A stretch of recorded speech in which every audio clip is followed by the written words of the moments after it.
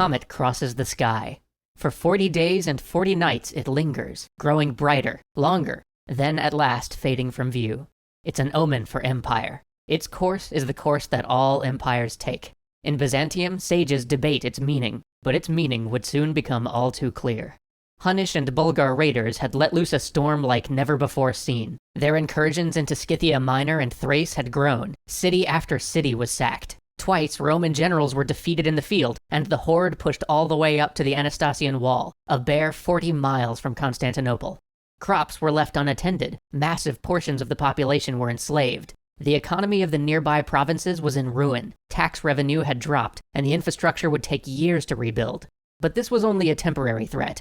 Barbarians retreat, raids come and go, and though this one was of the likes not seen in decades, it only served as a prelude to the events that would follow. For the real threat was in the south. A border dispute had flared up and become an open conflict amongst client tribes of the Byzantines and the Persians. These two great empires weren't at war, but the ancient world stood on a knife's edge. Justinian had to send somebody to pacify the situation, but Belisarius was still in Italy, and with him were many of the empire's best troops. So he sent a man named Cetus, who had been in the region ever since the First Persian War, where Belisarius had won fame at the Battle of Dara. And at first, all went well for Cetus. He tried to win the people to his side, and it worked. A tribe known to the Romans as the Aspetiani secretly sent envoys to Cetus to plead with him to let them remain free if, on the day of the battle when he went to put down the rebellion, they would abandon their rebel border tribes and join his force.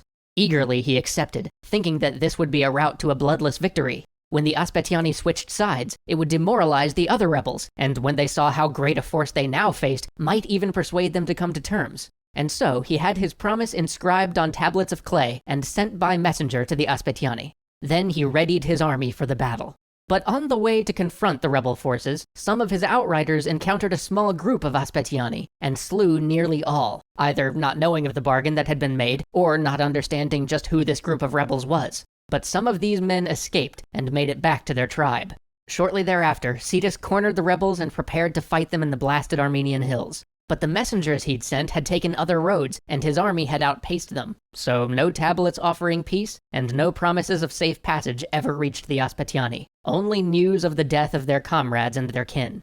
And so the Aspetiani stayed with the rebels, their resolve to fight now insurmountable on account of the betrayal they thought had occurred. The battle was fierce, and it was personal. The rough terrain didn't allow for the elegant movement of armies, but instead split the fight into 1,000 small actions settled by bravery and skill at arms. And in this chaos, Cetus was isolated, and in his isolation he was recognized by the Armenians and struck down.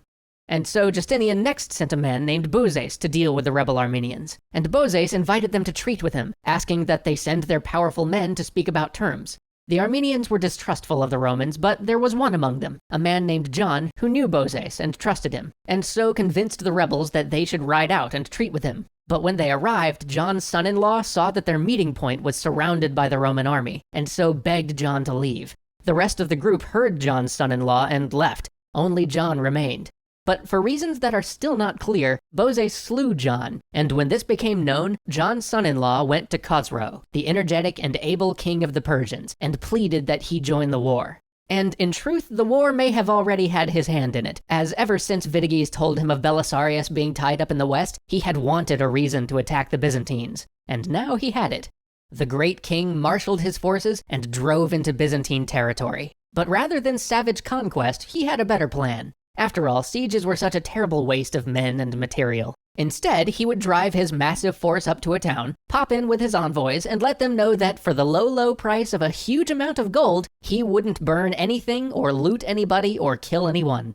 And for the most part, the towns agreed to this deal, which seemed like a far better bargain than being sacked after attempting a defense they couldn't possibly sustain.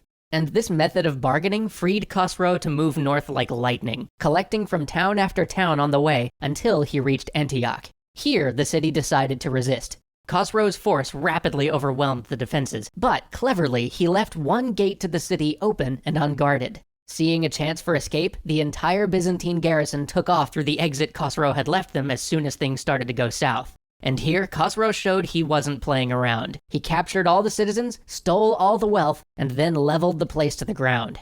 At this point, Justinian decided it was time to treat with Khosrau, who asked for thousands of pounds of gold and an annual tribute to go away. But Khosrau wasn't done. Until messengers came back with his gold, he was going to continue his Raid the Byzantines party. But first on his to-do list was to take a lovely swim in the Mediterranean, to show just how far the Persian Empire had come, just like the Persian heroes of legend. When he was done with his brief dip, he commenced part 2 of Operation Stick It to Justinian. In the next town he came to, he actually paid for a chariot race in the Hippodrome, but stipulated that the green rider had to win, because after all, as we all know, Justinian was a super fan of the blues. After this masterclass in trollsmanship, messengers finally arrived from Justinian, agreeing to the terms. But Khosrau decided, why let a little agreement get in the way of a good extortion campaign, and proceeded to do the same thing he'd been doing basically all the way back home. Although, in part 3 of his Stick It to Justinian master plan, when the citizens of Kari came out to offer him money to go away, Khosrau was like, hey, don't sweat it, bros, you're pagans, we're cool, and sent them their money back. Finally, he thought he'd take a shot at capturing Dara along the way, but in the end was repulsed, and settled for, as usual, a bit of cash to keep moving. Oh, and you remember all of those captives that he took at Antioch? Well, he was never able to sell them back to the Romans, so instead of selling them into slavery, like basically any other ancient ruler would have done, he had a different plan. You see, before razing Antioch to the ground, he'd had his engineers take copious notes on how the city was laid out, and when they got back to Persia, he had them create a new city for the Antiochians, exactly like the old one. And he named it Antioch Khosrau, or literally, Khosrau's better version of Antioch. Style points. But as hilarious as all of this was from the Persian side of things, for the Romans this exposed many of the weaknesses underlying their mighty empire, weaknesses which caused their allies to begin to doubt. Soon Lazica, the province just south of the Caucasus Mountains, tried to switch to the Persian side, and war was on again. But finally, Belisarius was back. He organized a raid into Persia, and although not a resounding success quite like many of his other endeavors, it was successful enough to force the Persians to withdraw from Lazica for the season. The following year, though, the great king returned. This time, Khosrau was aiming at Jerusalem. He arrayed before him a mighty host, far greater than that he'd rode with before, and began to harry the borders of Palestine. Though Belisarius had done the impossible time and time again, this was probably the end. When he had defied the odds, he'd always found an advantage that he could magnify. Strong walls, more disciplined troops. But now he faced an empire with soldiers hardened by war, well-disciplined, well-equipped, led by energetic and capable men. He faced a force beyond any he could muster. And yet, he resolved to fight, though it would be his life. And so he gathered men to him, all he could rally. This would be a fight like no other, and if he were to die, it would be in service to the empire. If he were to die, it would be with glory.